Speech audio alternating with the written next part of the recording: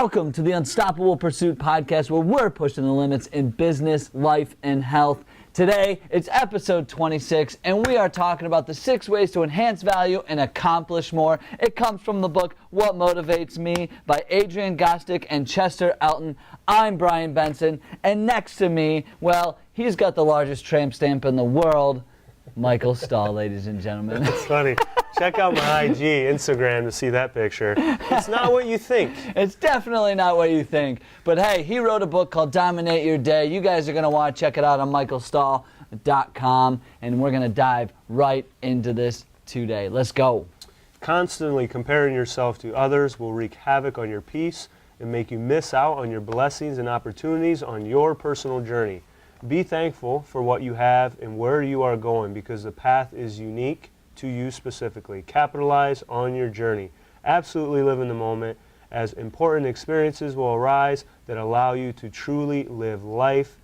You know, after reading this, I think about you and InspireLink. No, honestly, I mean, you know, be thankful for what you have and where you are going, because the path is unique to you specifically. That makes me think of InspireLink. Check out InspireLink.com. Thank you. Big things coming for Brian, a.k.a. Benny B. Benson, here in 2017. Benny B, that's my rap name if you guys ever want to get dirty. Official rap album.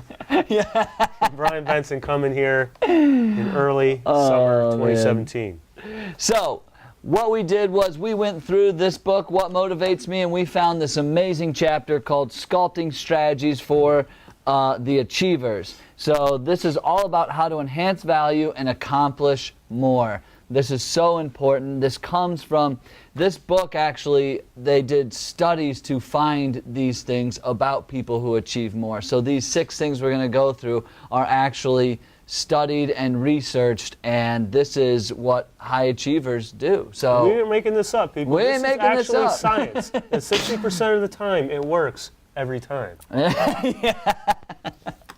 Oh, that's awesome. All right, let's get into the first one. Is achievers make every assignment a challenge.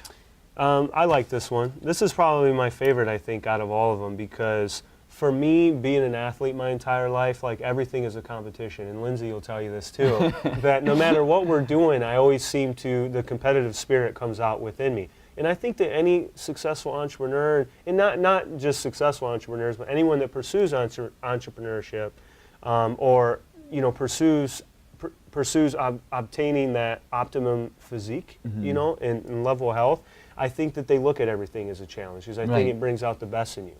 You know, so for me, speaking from an athletic standpoint, I mean, it doesn't matter. Like, let's say someone said, oh, you know, I need you, Brian, I need you to mow the lawn. Mike, I need you to mow the lawn. I'm already in my head thinking, dude, my lawn's going to look better than yours. I'm going to mow like straighter lines, and I'm going to mow like one way down and one way back, so it has those, you know, those paths. You know what I mean? Right. So making every assignment a challenge, I think, truly brings out the competition, the competitive spirit in everyone, which is a good thing. Yeah, and I mean, you're exactly right. You hit the nail on the head, like, and that's what I kind of have similar. So, you know, I have, you know, these achievers at this point, like, they love to dig deep, like, they love to expand the project and look outside the box, like you said, like mowing the lawn. Like, what can you do to make it look even better? Don't just go, the achievers don't just go out there and, you know, go back and forth. You're like, maybe, what if I cut it diagonal? What if I did it this way or that way to make it look even better? So they always think, like, how can I benefit more from this? How can the organization, how can anybody, like, benefit more from what I'm doing? Like, they think and question bigger and better rather than anything else. So I love that, and and then I just had, and then, you know, they love to give it their all, and that's where that challenge comes from, is how can I make it go further and have more like a competitive edge. Right. And at the bottom, achievers intrinsically feel better about themselves when they give it their all, and that makes me think that, I think that when you make every assignment a challenge, you're taking it personal. Yes. You know what I mean? Like, when you take things very personal, I mean, that could be a bad thing sometimes too, if you're overly sensitive and you take everything personal. But if you're given a task and you take it personal, and then you have more skin in the game, it means more to you intrinsically. You want to be fulfilled, so you're probably going to step your level of game up. Oh, I couldn't have said it any better. Exactly. Podcast's over. I just killed it's done. One. Drop the mic. I just slayed it. Number 2, sculpting strategies for the achievers, how to enhance your value and accomplish more. They keep score. And this is something that, you know, my grandfather taught me a long time ago, and other people have said it, but the difference between amateurs and pros are that pros keep score. And I think that that right there is so important because they measure their results.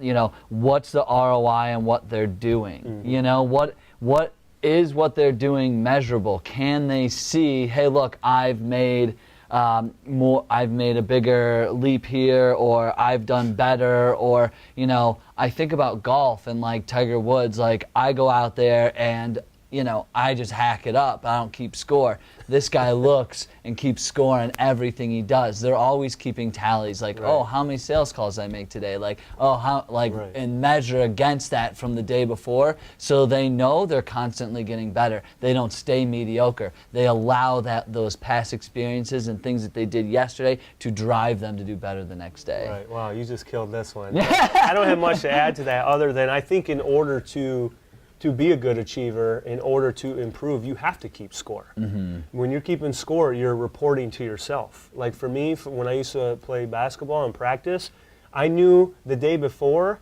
if I shot 100 free throws and I made 75 out of 100, I knew today I wanted to beat 75. So you force yourself to grow by holding it's an accountability thing when you keep score. Like people are like, oh, why do you always got to keep score at things? Dude, because I want to be better. Yeah. That's why. Like I want to beat my previous self. So if you're not keeping score, you have nothing to compare yourself to from the day before. And you know, and on my reading right here it says, you know, don't compare yourself to others, compare yourself to yourself. That goes hand in hand with keeping score with yourself. When I wake up in the morning, dude, I know what yesterday was like. It was here. Mm-hmm. But today I want to be here. Yeah. You know? No, I mean 100%, man. That's exactly right. All right, let's dive into the next one, and you know, how to enhance your value and accomplish more. This is what achievers do: is they recall early ambitions. I like this one, Mike. I do too. I like this one because we all have dreams and aspirations, and you know what? The journey of entrepreneurship and us pursuing our goals, both personally and together professionally, has been very scary at times, and there's times where we both have wanted to probably give up individually and give up together, and we've had to go back and recall our early ambitions. Why the hell did we start the things that we're doing in the first place? You know, because it is easy to give up, and not everyone is going to be successful, you know, but recalling my early ambitions is like I go back to, like, I think about like the things that I'm passionate about, you know, and the things that, you know, again, I'm not driven by materialistic things, but like sometimes I'll recall an early ambition of, no, man, like I want to get like my dream car. That's one toy that I want. I'm driven by a lot of different things, but like, you know, we talk about Lamborghinis all the time. Like an early ambition of mine is to have an exotic car. You know, like that's one materialistic thing. But, you know, another early ambition for me is that I want to impact people, and I know you want to do the same and inspire. So when the times where the going gets tough and we're backed into a corner, I start to recall of why I started this in the first place.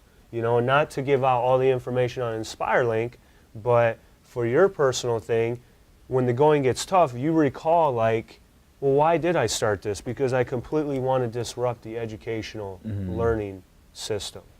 You know what I mean? Yeah, no, I mean, and you hit the nail on the head, and like that's why it's so important to go back, because it does bring back those ambitious, like that motivation that you had to why you did this. And I just want to read the 2 questions that are in here to help you recall your early ambitions. And you know, so this is what you should ask yourself as an achiever is, what did I hope to accomplish by working here or starting this business? You know, that's one question you want to ask yourself. And what goals did I have professionally for this job or for when I created this business? So those are 2 just good questions to help you recall some of those early ambitions. But I agree with you, but it's so funny you bring up that Lamborghini. I talked to someone the other day who's a listener, and I didn't even know they were a listener, and they said something like, oh yeah, you guys, like, he's like, keep working hard, man. Like, you'll get your Lamborghini. And I was like, how'd you know? He's like, oh, I listen to your Unstoppable Pursuit podcast. That's you guys awesome. talk about Lambos all the time. That's funny. That's So I was awesome. like, yeah. So shout out to that. But the other thing that I want to say in recalling your early ambitions, and not only asking yourself those 2 questions, but also to write down and figure out if you are there or not. When you ask those questions to yourself, write those down. Like, okay, like, am I here? Am I achieving what I, what did I hope to accomplish by working here? Like, what was that? Like, sometimes I think we say things and things, but we forget to write them down. Sometimes we need a little bit more tangible. We need to see it. We need to write it. We need to hear it. So we just keep pounding it over and over and over in our heads. So it's like, okay, yeah, there it is. That's what I did this for. That's why I started this. You need to see it sometimes, Yeah, and I think, like, let's face it, it's not always fun being an entrepreneur. No. Things can get very stale, and you got to do a lot of things that you probably don't want to do, because these things over here are way more exciting. Yeah. But when you go back and you have to recall your early ambitions when things are stale, it sort of brings you back a little bit of an excitement, a little bit of spark of, no, wait. I actually forgot why I started this, but now that I'm recalling, like, get out of my way, because now I'm pissed off. Dude, and you just saying that, like, makes me think about, like, my 2016, like, did I put a lot of energy into InspireLink? Of course, but did I start seeing, did it start to get really hard? Yes, it did, and I know there's more hard times to come, but at times I kind of like fell off the bandwagon a little bit, because I started seeing other shiny objects and other things that I thought. And that's kind of getting into the next one too, which I wanted to talk about too. Yeah, so we can just go into the next one, but that's kind of what happened. I mean, so I started looking at, I got shiny object syndrome, like, SOS, like, help me, like, I'm going after that next. There's tempting parking spaces that, you could have parked in, but you decided not to. Yeah, exactly. Because Big Mike wouldn't allow you to. Like, no, Brian, keep driving. You ain't parking in that one. Yeah, okay? yeah, I know. We're parking up in the penthouse suite inside your living room. Exactly, bro. Number 4, keep non-essential tasks moving. This makes me think about the balance in 2016 of the important things and the non-important things, but sometimes there are things that aren't as important that you still need to keep moving, but you need to find that balance. So I know you can talk about finding a balance and cutting things out, focusing more on more important things. And 2016 was a big year for us to learn that. Right, 100%. And yeah, I mean, in the book, it talks about how to keep those things like really moving, where it seems like they're dull and they're boring and they're not the fun stuff and it's not the exciting stuff. I can tell you right now, like going through some of my videos on InspireLink, like, and adding in these learning outcomes and stuff. Do I love it? But I do, but the editing and stuff, like, I mean, I don't get super excited about that. I get more excited like selling the idea. I get more excited interviewing people, like, but I know that I have to do those activities to keep it moving forward, even though it seems like it's kind of like very tedious and kind of like a mundane kind of like activity. So I have to keep doing that. But what it says in the book, and this is something that can help, is like schedule that time in your calendar. Like, even if it's an hour, 2 hours a week, where it's like, okay, earlier in the week, I'm going to spend like Monday morning from, 8 a.m. to 10 a.m. like editing and doing these things, So those are the things that you have to do. And it's helpful when you schedule it and you get a little ping and a little something that says do this, and then it's like, okay, get this done, and then on to the other stuff. But you have to keep that stuff moving, because no matter what you do, I don't care if you're an entrepreneur, I don't care if you're in a business, I don't care whatever it is, you love your business, I love my business so much. We know why we're doing it, we're very excited about it. But there is always going to be things that you don't want to do. And I think so many people are like, I don't want to do that. Like, oh, I don't want to start that business. Or, oh, like they don't become entrepreneurs, or they don't become leaders in companies because they're not willing to go and do the shit that it actually takes to get there. Right. And that's what those activities are. Right. 2016, I think, for both of us was the year of learning things that were not important at all, things that were important that really weren't exciting. Yeah. And then things that were important and that were really exciting. And so cutting off the things that were not important at all, moving into 2017, and then finding that balance between these are the things that aren't exciting, but I know I need to keep moving and dedicating some time to, like you said, website updating, design, all that stuff, maybe some networking. And then like the things that are really, really awesome, like, you know, like you doing your interviews, interviewing people that are extremely successful, that are winning in life, and doing those interviews is like really fun for you. You know what I mean? So for those that are watching and listening, just pay attention in 2017 to, are you spreading yourself too thin? Because we talked about this off air before we started, that we want to say yes to everything. Yes, yes, yes, yes, yes. Well, you're saying yes to 50 things when you could be crushing it in like 2 or 3 of those things. And that's where you really might be making majority of your money and, you know, using majority of your influence. So that's hard. That's hard. You have to kind of learn that on your own of, you know, you don't have time to meet with everyone that messages you on Facebook. Yeah, right. We've talked about this, you know, and giving out free advice to them all the time. Like, in some cases that may be okay, but you really don't have time to satisfy everyone. Yeah. So in 2017, I encourage you to kind of, you know, focus on the things that are important, but make sure that you're moving along the other things that, what the book says, you know, they're non-essential, but you need to keep those moving as well. Yeah, exactly, exactly. So, all right, the next one is do some influence expanding. I circled a little spot in here I want to read. It says, we find achievers are usually the most motivated when they are expanding their sphere of influence.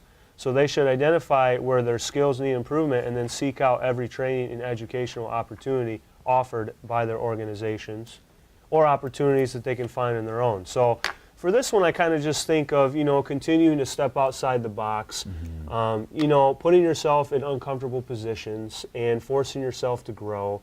You know, and I think of networking when I do that, going to events that maybe you aren't comfortable at. I mean, I guess it might be specific to you and your industry, but like, what did you put down for this one? Yeah, I'm kind of curious to hear what you put down for this one. Yeah, no, I wrote like take risks and chances, you know, take every opportunity to learn, like volunteer for something that may be out of your, you know, skill set or realm of like capabilities, just to like get the experience, you know. I mean, put yourself out there. Like, I think about when I, you know, started doing the Facebook Lives like every day, like for almost 200 of them.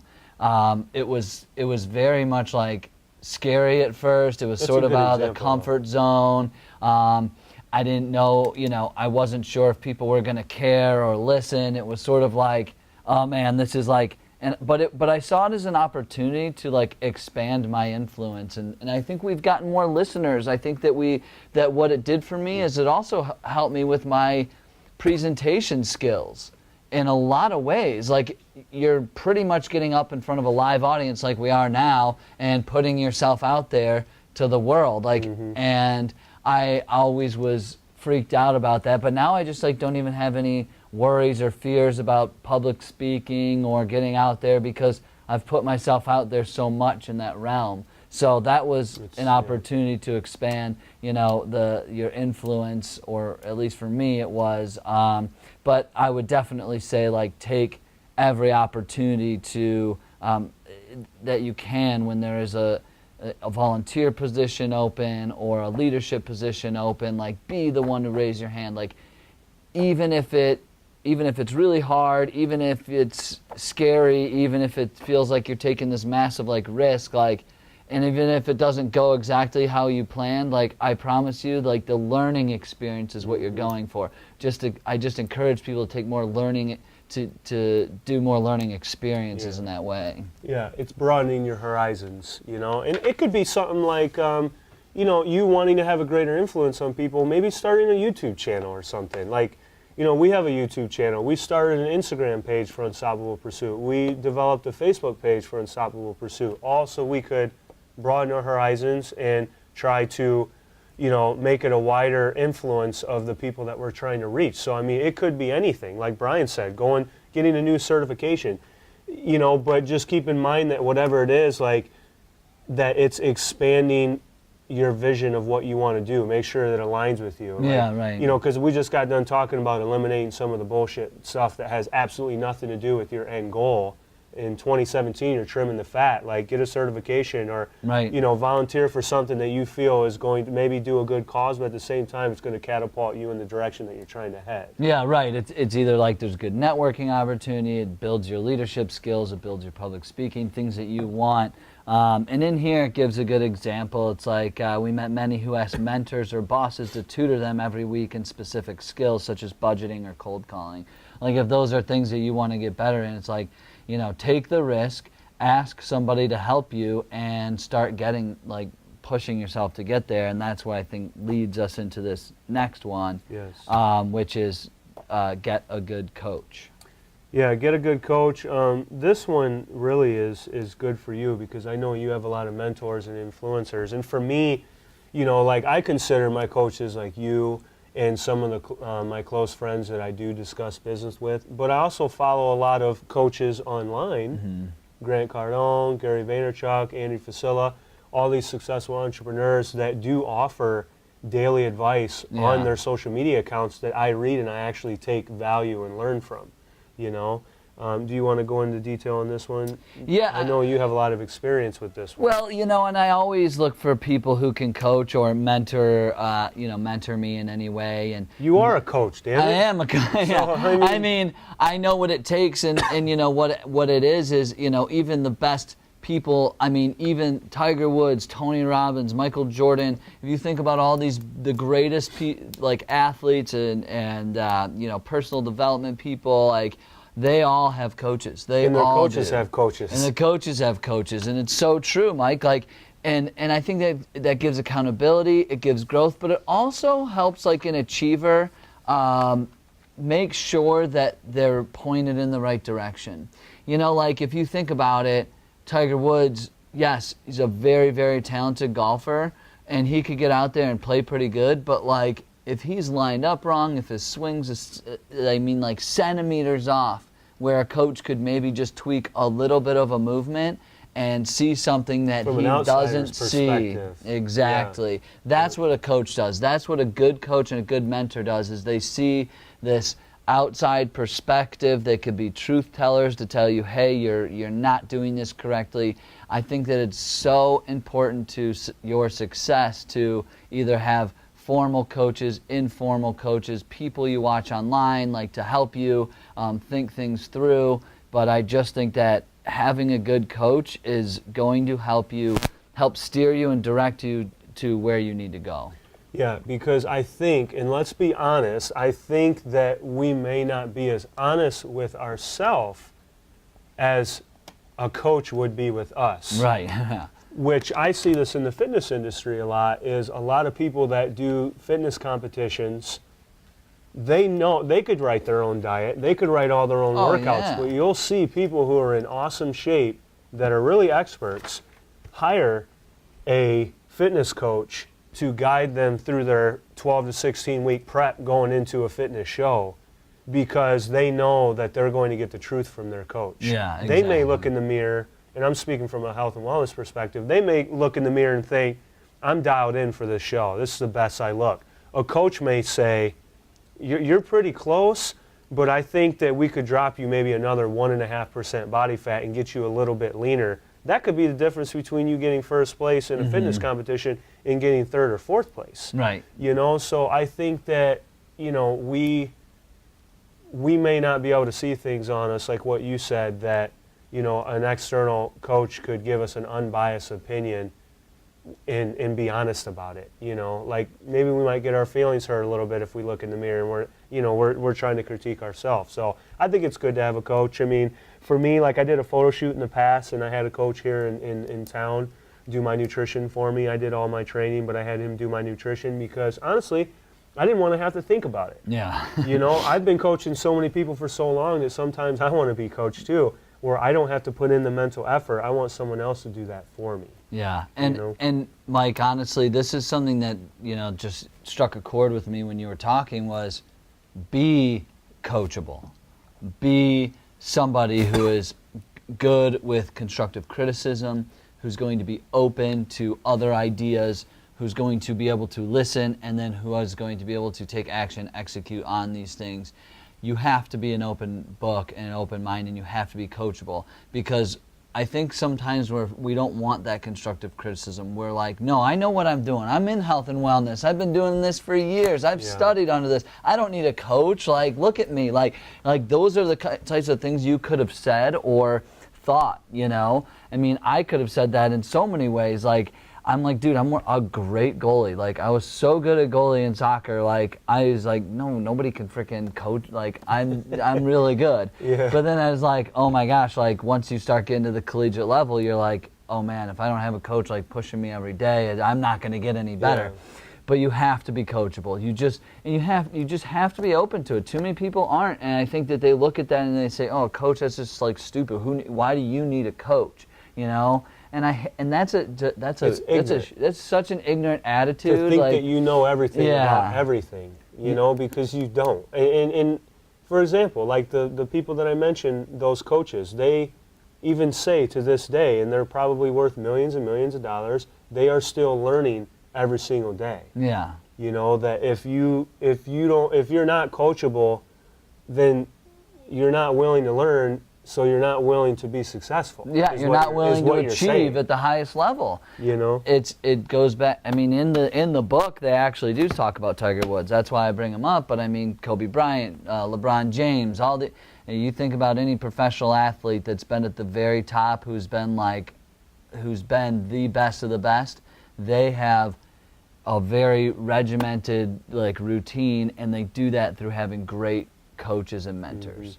Period. 100%. All right, let's dive into the challenge, and the challenge is going to be SMART goals, and this is something that they do say achievers do. So what is a SMART goal? A SMART goal is specific, it's measurable, it's attainable, it's relevant, and it's timely. And also, you need to be able to go back and evaluate and revise as needed. That is your challenge, is to make sure that when you are setting goals, because this is something that achievers do very frequently, is set SMART goals. So make sure that when you do that, again, it is a very specific goal. You're niching, you're getting down to what it really is. The next, you have to make sure that it's measurable. And that's what we say. The difference between amateurs and pros are that you got to keep score. You got to make sure that you are moving closer to that goal. Otherwise, it's not really a goal. The next one is attainable. I'm all a big fan of big dreams, but we got to make sure that this is something that's attainable so we can at least hit it or come extremely close. Make sure it's chunks. Yeah, exactly. Make sure that it's super relevant. Don't just throw something out there like, I'm going to go learn, Italian. Not that I don't want to, but it's like that's not relevant for what I'm trying to accomplish in my life. Next podcast, next Thursday, will be spoken in all Italian, by the way.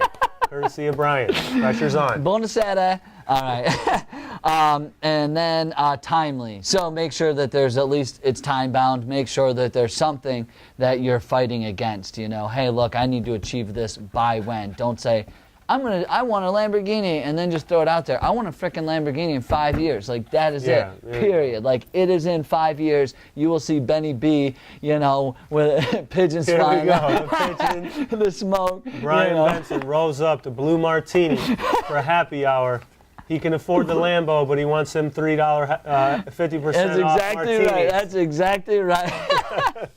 And then just always make sure you're going back and evaluating and revising. So, if things change, if your career changes, if your business pivots, you need to make sure you're evaluating and revising. That's it. Perfect. Health tip. Health tip of this segment is slow and steady wins the race. I know I've talked about this before on weight loss or muscle tone, whatever your goal is. It's a marathon, not a sprint.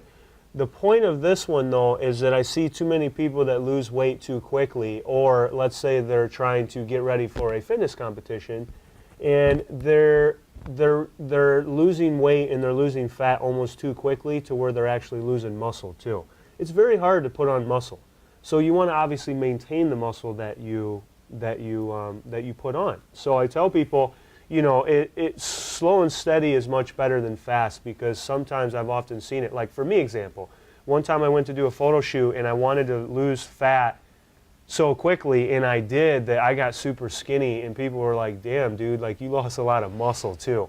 Like there's a nice little balance on that slow and steady wins the race, so that you're actually losing weight and losing body fat while maintaining the muscle. That's very hard to do, which is why I tell people when you're doing lots of cardio or you're prepping for a show or whatever the case may be, or you're just wanting to get into better shape, I tell people make sure you're drinking some like branched chain amino acids. I have a BCAA drink that has 7 grams per serving, and I actually sip on that in a shaker cup while I'm lifting weights, which will help you preserve some of the muscle and make sure that you're maintaining your muscle while you're losing your fat, and maybe you're dropping weight as well. So slow and steady wins the race on that one. You don't want to burn all your muscle off too. All right. That was good stuff. We're going Bucci style. Bucci is right Gucci, now. baby. Shout out to Bucci Gross. Bucci Gross, Heidelberg. Let's go, Berg. All right. Thank you, ladies and gentlemen. We appreciate you. We appreciate you on IG. We appreciate you on Facebook Live. We appreciate you on YouTube. We appreciate you on the podcast. Thank you. Please check us out on all the social medias. We are there. We are ready to rock and roll. We are ready to crush it in 2017. Come with us. Be unstoppable with us. We appreciate you. We love you. And we will see you all on the next episode.